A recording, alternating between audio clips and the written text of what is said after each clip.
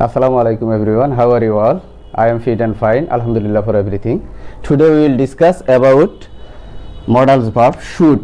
Should নিয়ে আমরা আজকে কথা বলবো। সুপ্রিয় শিক্ষার্থী বন্ধুগণ, আমাদের আজকে আলোচনার বিষয় হচ্ছে should। আমি একটু আগেই অনলাইনে একটি রিল ভিডিও ছেড়েছিলাম যে should এর অ্যাকটিভ সেন্স কি, প্যাসিভ সেন্স কি এবং should থেকে এই বৃক্ষটা কিভাবে তৈরি হয়েছে, আমরা গল্পে গল্পে কিভাবে should-কে শিখব, এই বিষয়ের উপরে আমি ভিডিওটা আসলে একটু আগেই ছেড়েছিলাম। তো should-কে আমরা আজকে এমনভাবে শিখব যে গল্পে গল্পে আমরা শিখে ফেলবো, আর কখনো যেন পড়তে না হয়। should মানে উচিত, আমরা সবাই জানি।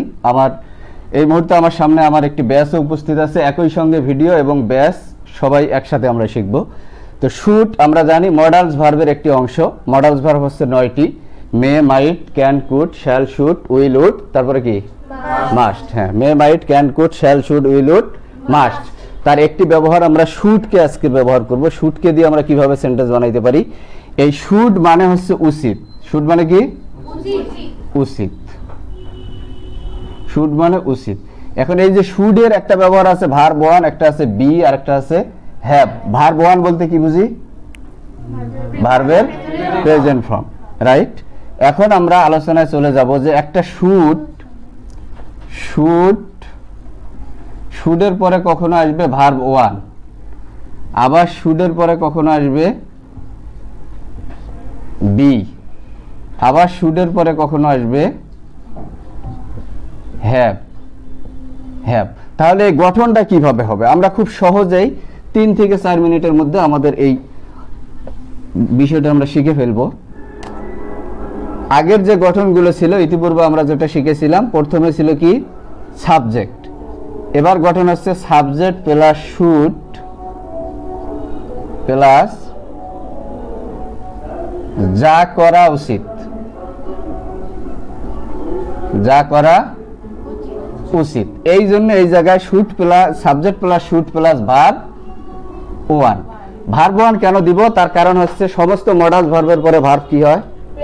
প্রেজেন্ট ফর্ম হয়। যতগুলো মডাল ভার্ব আছে সবগুলোর পরে ভার্বের প্রেজেন্ট ফর্ম হয়। আমাদের এটা জানা উচিত, মডাল ভার্ব এবং ডু ভার্বের পরে ভার্বের প্রেজেন্ট ফর্ম হয়। তাহলে আমরা যদি এখানে সাবজেক্ট ব্যবহার করি, শুড ব্যবহার করি এবং যা করা উচিত এই ভার্বটা ব্যবহার করি, সেই ভার্বকে আমাকে ওয়ান করতে হবে, তার মানে ভার্বের প্রেজেন্ট ফর্ম করতে হবে। এখন যদি আমরা মনে করি যে আমার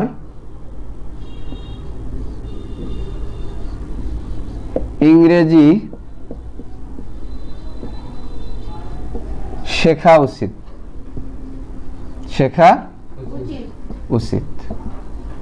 তাহলে আমি যদি এই গঠনটা করি ওই, তারপর কি বসবে? শুড। ওই শুড, এটা আমাদের, আমি ভুল করছি এটা দেখেন না কেন। আই শুড ভার্ব ওয়ান কি? Learn English. গুড। তাহলে আই শুড লার্ন ইংলিশ। আমার বই পড়া উচিত। পড়ার সময় লার্ন বসবে না রিড বসবে? রিড বুক। তাহলে আই শুড রিড বুক। এখন আমরা বসাইছি আই শুড লার্ন ইংলিশ। এবার পরবর্তী স্ট্রাকচার, এটা আমাদের স্ট্রাকচার ছিল ওয়ান। পরবর্তী স্ট্রাকচার হচ্ছে আমি যদি ইংরেজি শিখি, আমার এটা কাজ হয়ে গেল। ইংরেজি শেখার পরে আমি কি হব?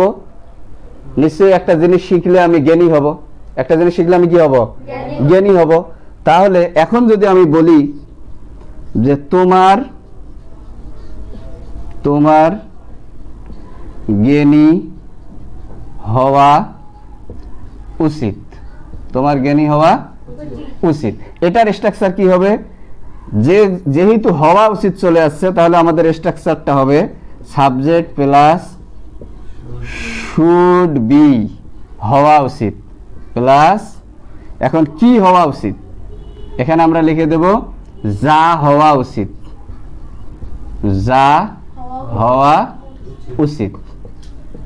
তার মানে তোমার একেবারে পাইলট থেকে শুরু করে পৃথিবীর যা হওয়া উচিত সবকিছুই তুমি এখানে বসাইতে পারবে। সুতরাং আমার এইবার ট্রান্সলেশনটা চলে আসতেছে তোমার ইউ শুড বি, এটা আমার স্ট্রাকচারের শুড বি, ঠিক আছে? ইউ শুড বি যা হওয়া উচিত। এখানে তোমার কি হওয়া উচিত ছিল? জ্ঞানী, wise. You should be wise. তোমার শিক্ষক হওয়া উচিত, কি হবে? ইউ শুড বি টিচার, ঠিক আছে? তোমার ভালো শিক্ষার্থী হওয়া উচিত, you should be a good student. Okay, তাহলে আমরা একটা জানলাম হওয়া উচিত, একটা হওয়া উচিত, আর একটা কোনো কাজ করা উচিত। 3 নম্বর স্টেপে আমাদের ছিল কি বলো? 3 নম্বর স্টেপে কি ছিল? হ্যাভ এর ব্যবহার। কি ছিল? হ্যাভ এর ব্যবহার। তাহলে তোমার জ্ঞান থাকা উচিত, জ্ঞান থাকা উচিত না? তুমি যদি পড়াশোনা করো, তুমি যদি জ্ঞানী হও, তাহলে পরবর্তীতে তোমার কি স্টেপ আসবে? তোমার জ্ঞান থাকা উচিত। একজন শিক্ষিত মানুষের জ্ঞান থাকা উচিত না? তো সেই ক্ষেত্রে আমরা এখানে কোন স্ট্রাকচার ব্যবহার করব? এখানকার আমাদের স্ট্রাকচারটা হবে subject plus should have, subject plus should have plus যা থাকা উচিত, যা থাকা উচিত। তাহলে আমরা এই ট্রান্সলেশনটা এভাবে করতে পারি, সাবজেক্ট আমাদের ছিল কি? তোমার। তাহলে আমরা ইউ বসাবো প্লাস, আমরা প্লাসটা এখানে দিলাম না, প্লাস শুড হ্যাভ, তোমার থাকা উচিত, যা থাকা উচিত। কি থাকা উচিত?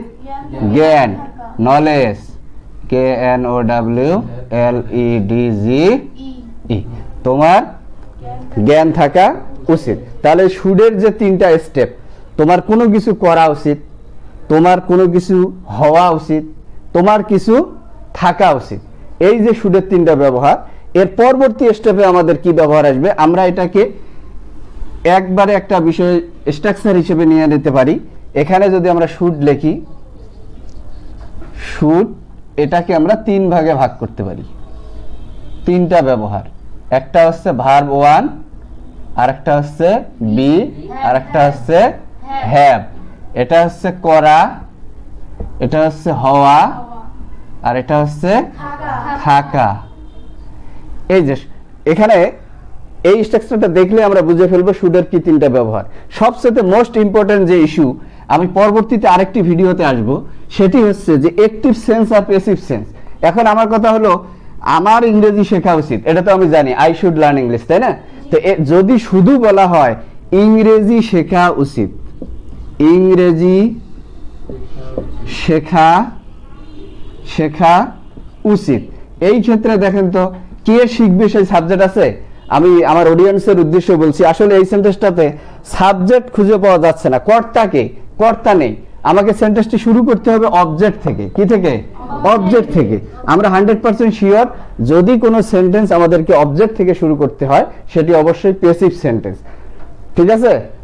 তাহলে এই সেন্টেন্সটি হচ্ছে প্যাসিভ, এই সেন্টেন্সটি প্যাসিভ। সুতরাং if you want to translate any sentence with passive form, you have to follow the passive structure. তোমাকে প্যাসিভের স্ট্রাকচার ফলো করতে হবে, কারণ এটাতে আর অ্যাক্টিভ স্ট্রাকচার ফলো করলে এটা ট্রান্সলেশনটি ভুল হয়ে যাবে। কারণ শুরুতে আমাকে নেওয়া লাগতেছে ইংলিশ, কি নেওয়া লাগতেছে? English should be learn. তাহলে এখানে আমাদের ডিফারেন্টটা কোথায়? এই ট্রান্সলেশনে আমরা নতুন কি শিখলাম? এই ট্রান্সলেশনের নতুন বিষয় হচ্ছে যে শুড বি, শুডের সাথে একটা বি হবে, ভার্বটা 3 হবে যদি সেটা প্যাসিভ সেন্সে হয়। এটা কেন হবে? আমরা যারা ভয়েস জানি তারা জানি যে কোনো মডাল ভার্ব যদি প্যাসিভে ব্যবহার করা হয়, তারপরে কি দিতে হয়? বি। আর প্যাসিভ ফর্মে সবসময় ভার্বের কয় নম্বর ফর্ম হয়? 3 নম্বর ফর্ম। সুতরাং আমরা এই স্ট্রাকচারটা লিখতে পারি, অবজেক্ট, যদি কখনো অবজেক্ট দিয়ে সেন্টেন্স শুরু করি, object plus should be plus verb 3। যদি কোনো সেন্টেন্সে দেখা যায় যে সাবজেক্ট নেই, অবজেক্ট থেকে সেন্টেন্স শুরু করতে হবে, তাহলে আমাকে অথবা তাহলে তোমাদেরকে you have to follow the structure. ঠিক আছে? তোমাকে অবশ্যই এই স্ট্রাকচারটি ফলো করতে হবে যদি তুমি অবজেক্ট থেকে সেন্টেন্স শুরু করো। তাহলে শুডের আমাদের 4টে যে পারফরম্যান্স ছিল, should plus verb 1, should plus be, should plus have, এবং শুডের কখনো যদি প্যাসিভ সেন্সে ট্রান্সলেশন করতে হয়, তাহলে এই 4টি স্ট্রাকচার আমাদের জন্য যথেষ্ট।